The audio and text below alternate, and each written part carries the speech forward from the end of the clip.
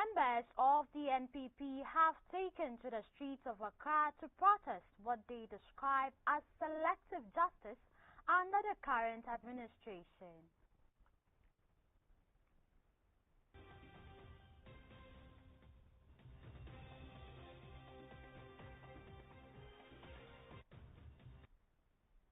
Also, today marks exactly 1 year following the devastating August 6th helicopter crash that killed 8 people, including the Ministers of Defense and Environment.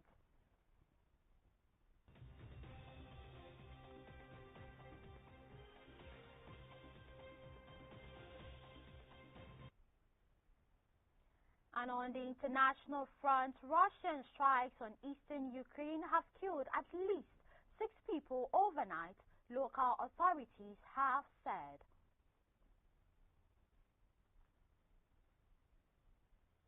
These and many more details coming up in the next few minutes. Do stay.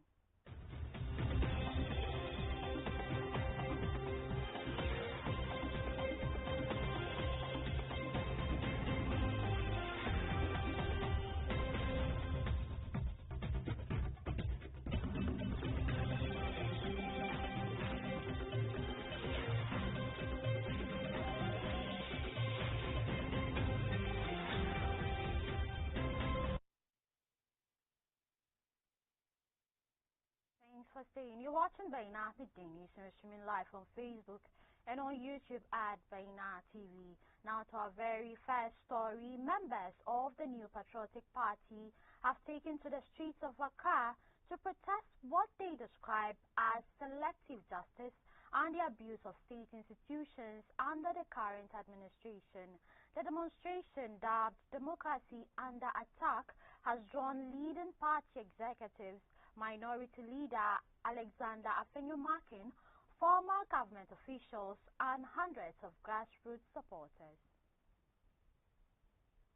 NPP said the demonstration is intended to draw attention to issues including alleged restrictions on free expression, concerns over the treatment of opposition voices, and what it describes as threats to democratic institutions. In a Facebook post, spokesperson for former Vice President Dr. Mahmoud Bawumia and NPP's communications team member Dennis Miracles Abuaji said the protest is aimed at resisting what he described as attempts to suppress dissent and undermine democratic values. The NPP maintains that the demonstration is to defend civil liberties, the rule of law, and democratic accountability. The government, however, has rejected claims of targeting political opponents, insisting that state institutions operate independently and that law enforcement actions are guided by due process. Clad in red and black, the demonstrators assembled at the forecourt of the Supreme Court in Accra before embarking on a march through some principal streets of the capital before proceeding to the Jubilee House. At the presidency, the leadership of the NPP will submit a second petition urging President John Dramani Mahama to address what the party describes as increasing attacks on democratic institutions and to ensure that state agencies operate fairly, independently, and without political interference. Among the key issues being highlighted by the party is the acquittal and discharge of former Chief Executive Officer of the Microfinance and Small Loan Center, MASLOC, Sedina Tamaklo Ationu. The NPP argues that the development raises serious concerns about the constituency, fairness, and impartiality of Ghana's justice system. Security agencies are expected to deploy personnel along the protest route to ensure law and order, manage vehicular traffic, and provide security for both demonstrators and the general public throughout the exercise. Moving on, Ghana is marking first anniversary of the August 6th helicopter crash that killed 8 people, including the Ministers of Defense and Environment. Defense Minister Edward Omani Boama and Environment, Science and Technology Minister Ibrahim Murtala Mohammed were traveling with 3 Air Force personnel and 3 other appointees. The Z-9 helicopter came down in a dense forest as it was flying from the capital, Accra, to the town of Obuasi for an event to tackle illegal mining. In a televised address to the nation at the time, President John Dramani Mahama said the crash represented a personal loss for him.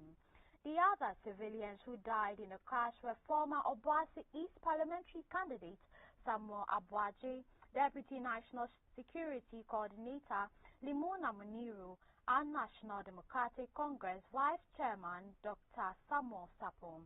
Army personnel who died in the crash were Sergeant Ernest Ado Mensah, Squadron Leader Peter Bafemi Anala, and Flying Officer Manin Chum Ampedu. There will be a national interfaith memorial service later on August 6th at the UPSA Auditorium in Medina, Accra.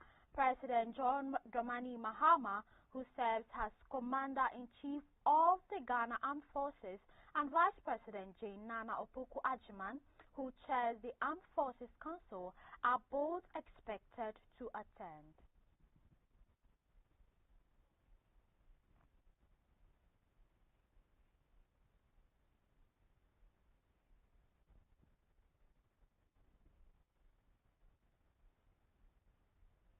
Away from that, the Accident and Emergency Department of the Kolebu Teaching Hospital recorded a significant increase in road traffic accident cases in the first half of 2026, with 553 victims treated by the end of June. The figure represents 7.11% of the 7,781 emergency cases attended by the department during the period. Data from the department shows that road crash cases have been increasing steadily compared with previous years. In the first 6 months of 2025, the hospital recorded 379 road traffic accident cases, representing 5.33% of emergency attendances. This is compared with 368 cases, approximately 4.65%, recorded within the same period in 2024, and 384 cases, approximately 5.22%, in 2023. Head of the Accident and Emergency Department, Dr. Henry Bule, said although road traffic accidents remain a major contributor to emergency admissions, improved emergency care services have helped reduce that among crash victims. According to departmental records, 10 accident-related deaths are recorded by the end of June 2026, representing a mortality rate of 1.81%. This marks a slight improvement compared with the same period in 2025, when 7 deaths were recorded from 379 road crash cases, representing a mortality rate of 1.85%. The department recorded 12 road crash-related deaths in 2024, representing a mortality rate of 3.26%, while 7 deaths were recorded in 2023, with a mortality rate of 1.82%. Dr. Bule attributed the improved outcomes to the increased availability of emergency physicians and specialized emergency nurses, which he said has strengthened the hospital's ability to stabilize critically injured patients and improve survival rates. He, however, called for intensified road safety education and preventive measures to reduce crashes and ease pressure on emergency facilities across the country.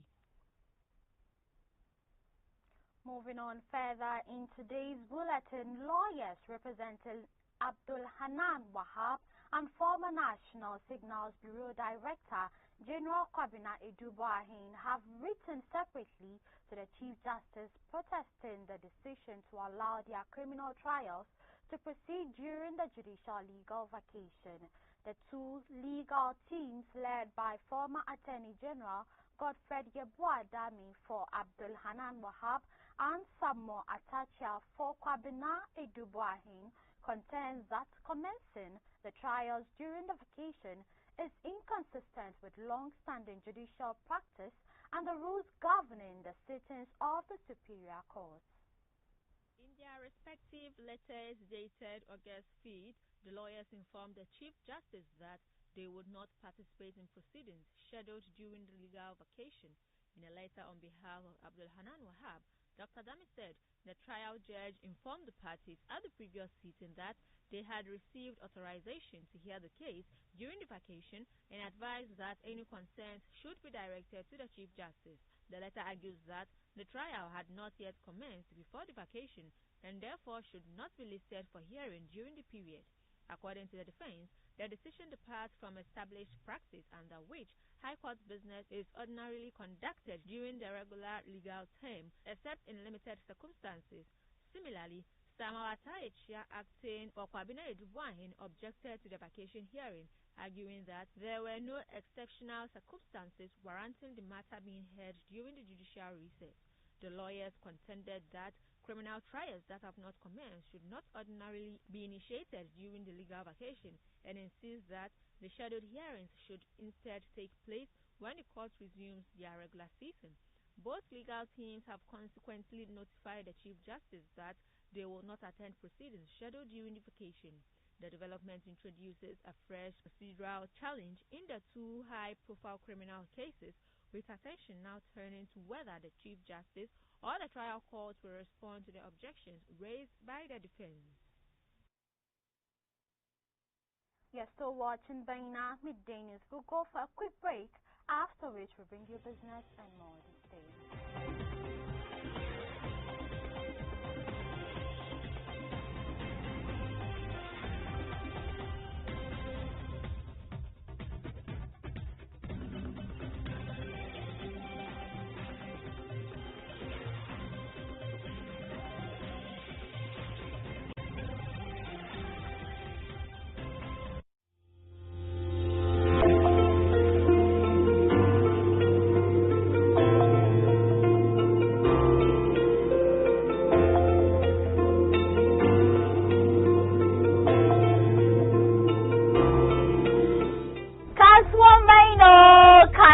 Baina ina masu ciniki me kace sayarwa abincin ci ne ko kuwa rigan sawa ne. Kasuwan Baina is here to take your business to the next level and then give your business the spotlight it needs. It doesn't matter where you are. Call us, Kasuwan Baina will come. So take this number 053-948-7757. Let's take your business to the next level. Kasuwan Baina, let's go together.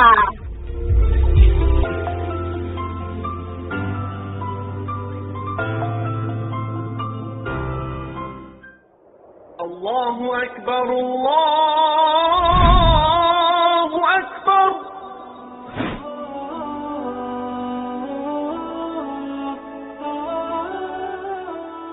The word Islam is an Arabic word which means to surrender. As a Muslim, you surrender yourself to the Almighty Allah, your Creator. To do that, we need to understand the concept of Islam. Baina TV comes your way with the most educative and informative Islamic program, Understanding Islam. On this show, we answer all the questions regarding Islam, the do's and the don'ts of the Sharia, and many others. Make a date with me, Aisha Muhammad Saqib, this and every Friday at 10:30 a.m. as we educate ourselves with the knowledge of the deen.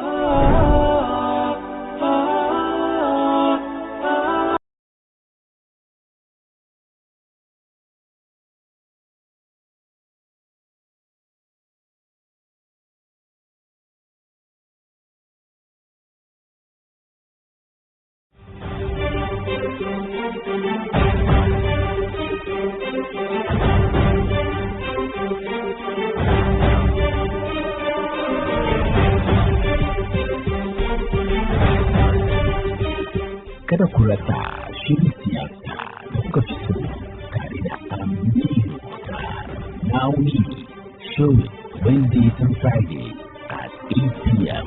only on Baina TV.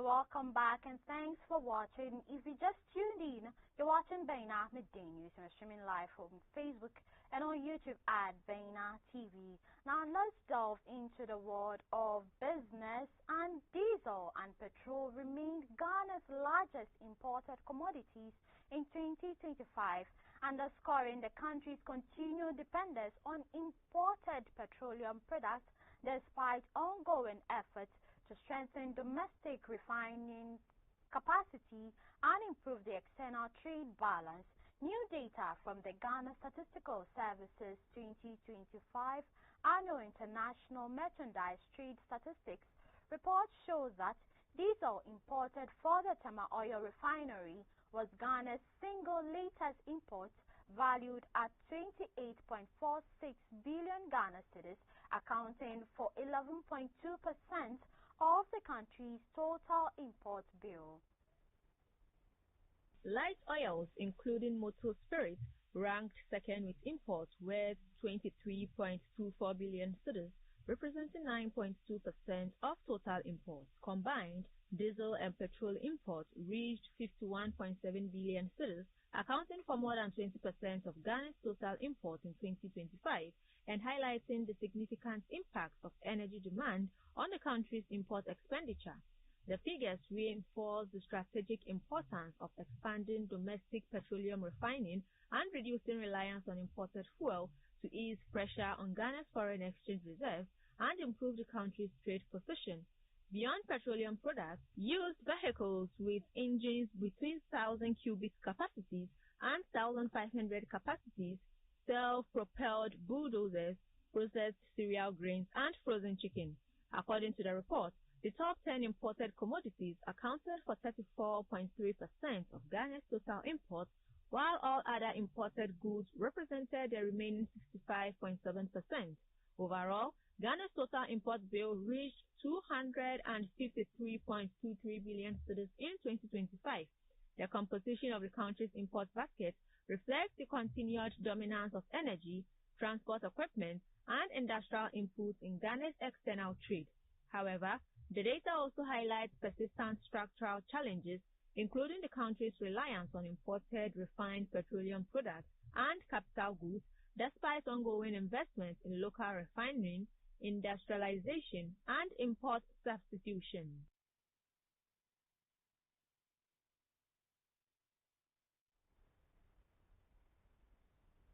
Now to some news beyond our borders. Russian strikes on eastern Ukraine have killed at least 6 people overnight, local authorities have said, as Moscow shot down 605 Ukrainian drones over its territory and the annexed Crimean Peninsula.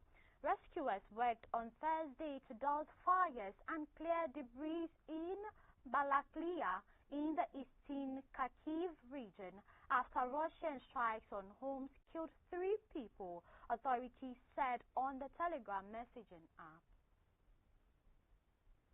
3 more people were killed overnight, at least 19 others wounded in Russian attacks in the northern region of Sumy. 12 people were wounded in the city of Sumy following an attack with guided aerial bombs, according to Ukrainian police. Separately, 2 people were wounded in Russian attacks in the Dnipropetrovsk region, according to Alexander Gansa, the head of the regional military administration. A drone attack on a van wounded 6 people in the southern region of Kherson, the regional administration said on Telegram. In Ukraine's Black Sea area, the Russian attack damaged a foreign flagged ship loaded with wheat, killing a crew member and causing a fire. Ukraine's Seaport Administration said the vessel Mira Queen, under the flag of Guinea-Bissau, was hit late on Wednesday. For more than a month, Russia has been ramping up its efforts to strangle Ukraine's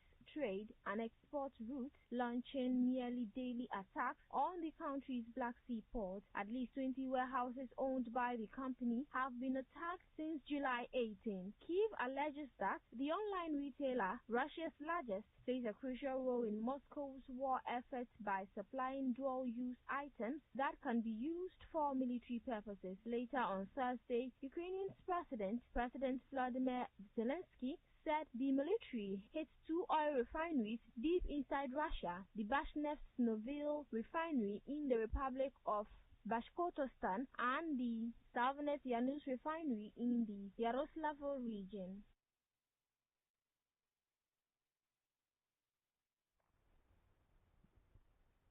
Now to our final story on sports. FIFA's top leadership has reaffirmed its full support